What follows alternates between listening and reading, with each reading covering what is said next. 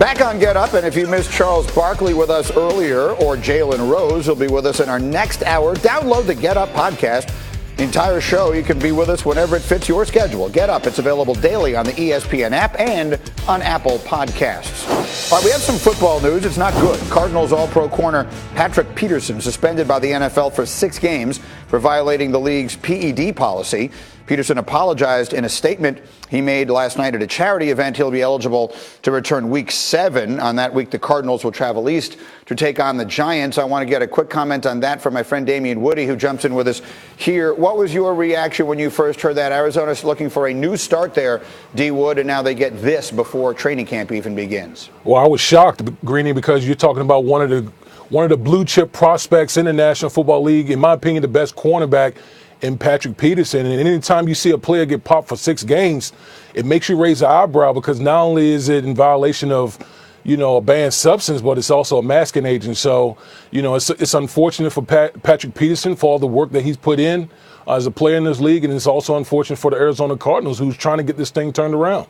Absolutely. This is about as bad a way to get the new era started as you could possibly have. I did want to ask you about one other thing while I have you here this morning. And anyone who follows Damian Woody on social media knows that you remain, while you played for a lot of different teams, you remain in your heart a New York Jet. What was your reaction to the crazy news out of the Jets the other day as they fired their general manager, Mike Maccagnan, on May 15th? Well, Greeny, I was cutting my grass. That's very therapeutic for me. And then when I got the alert, I was stunned like everyone else, because, this whole offseason, the Jets have, been quietly going about their business, accumulating talent. And here it is. I'm thinking, wow, the other team in town is looking like the clown show. And here the Jets going about their business the right way. And then this news drops. So, listen, it was unfortunate. And just talking with other people, this actually happens at this time of year. But I think Christopher Johnson is a novice at being the owner. He's still learning on the job, and clearly this was a power play by Adam Gase. Yeah, and I guess it just does beg the question, because, yes, we've seen circumstances like this before, but Adam Gase is a guy who was let go in Miami because he wasn't winning football games, and somehow he has managed to win a Game of Thronesian kind of power play where he is now running the New York Jets all by himself. That's a very strange set of circumstances, is it not?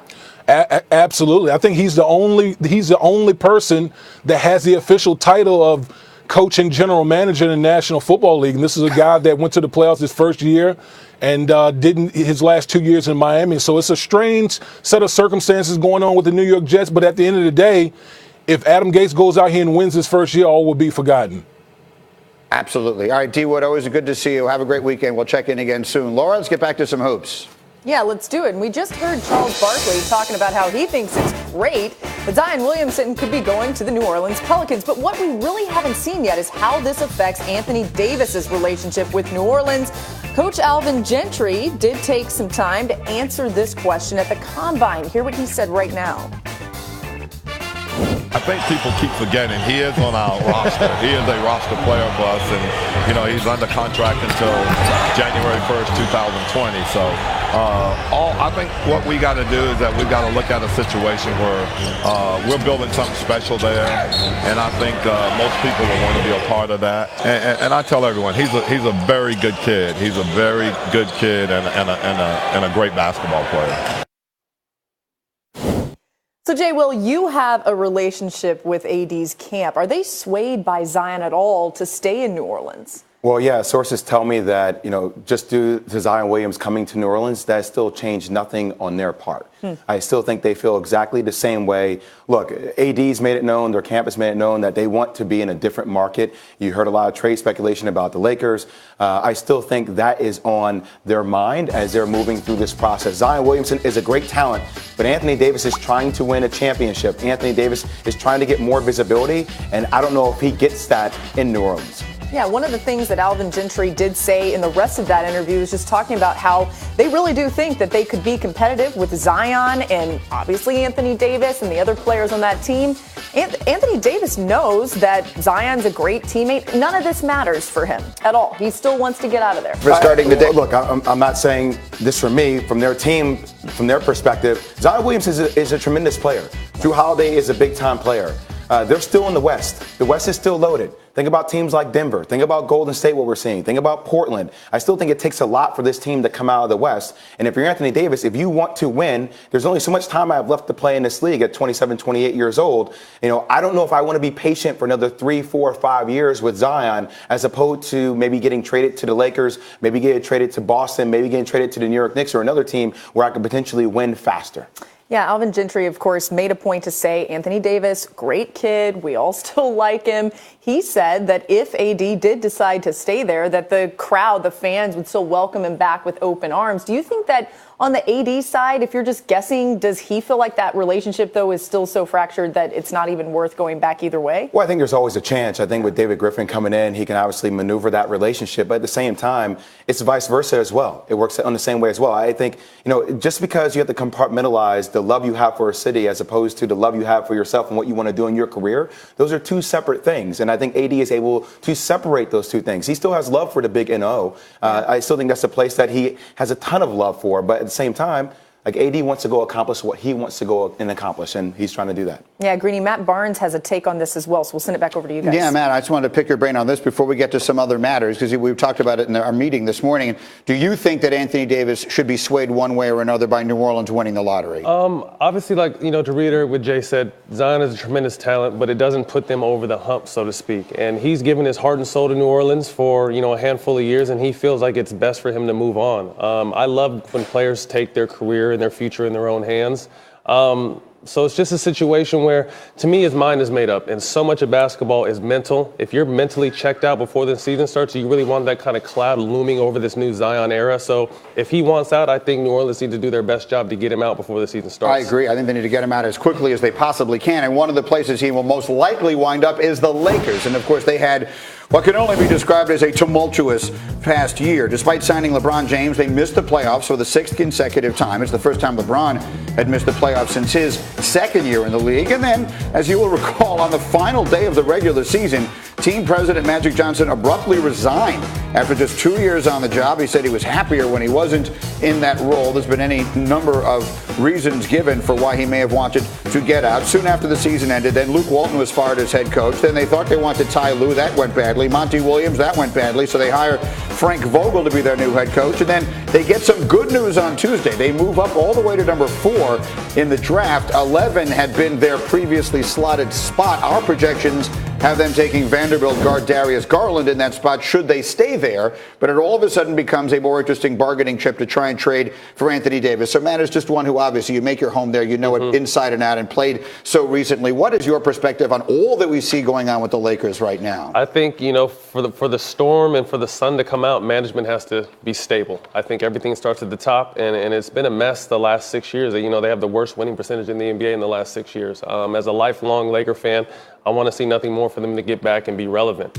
So management has to clean themselves up. We don't really know who's in charge, who's making the calls. As long as they know, that's what's important. I don't think we need to know, but as long as they know, they picked their coach. But to me, does a big-time free agent really want to jump into that hot water knowing it's a mess? Well, and I think that's the big point, right? So you've got LeBron James, and everybody in LA got all excited last year and was like, okay, we're going to be back in the playoffs. The injury might have derailed this season and kept them out of the playoffs. But to me, it's more about that management position and what is your vision for what this roster looks like.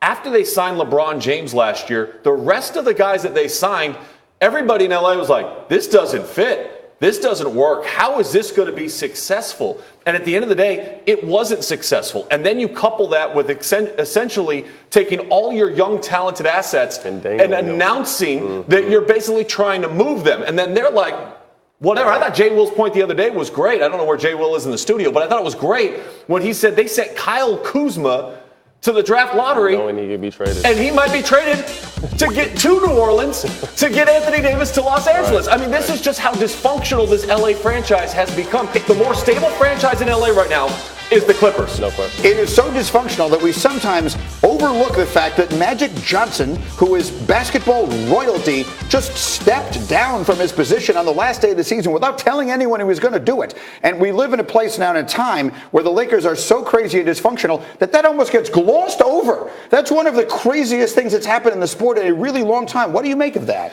I think Magic was just tired. You know what I mean? There's a lot of behind the back talking and blind CCs and a lot of stuff going on where Magic looked at the situation like, I feel like I'm helping you guys and I don't really you need me more than I need you. And he was just tired of it, so he was tired of taking all the heat and not really being allowed to do what he wanted to do. So he just walked away. To me, I think it was an emotional move. I understand the move, but I think if you're going to make that move, at least have the respect to talk to LeBron, because I think he was integral in bringing LeBron to LA. Okay, so let me just give you a scenario.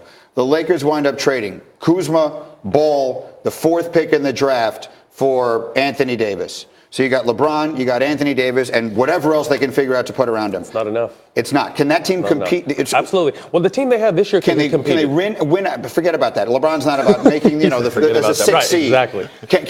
Are they a championship contender in the West? No, with Frank Vogel and those 2 star players, that's not enough in the West. You agree? I do agree. And given the current state of this organization, I have zero confidence that they will win an NBA championship while LeBron James is on the Lakers roster. Yeah, I think that's a real question. I don't know. It'd be interesting. If KD does leave Golden State, it opens things up a lot in that Western Conference. And if you have a motivated LeBron James and Anthony Davis together, that's a pretty dangerous combination to start with. All right, SportsCenter comes your way tonight, 6 Eastern after PTI with Sage and Kevin. Stephen A will be live with his take on Raptors-Bucks Game 2.